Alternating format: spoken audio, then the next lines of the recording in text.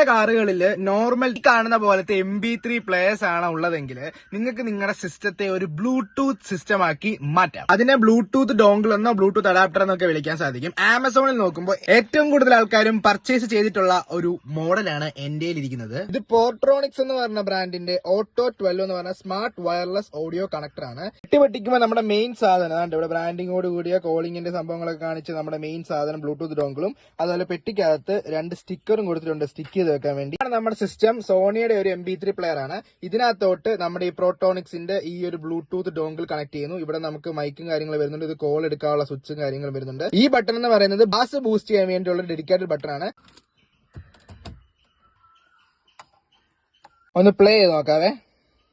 किसकी लगी भाई आके पधारा हूँ जो यहाँ 1 2 3 4 get on the dance floor.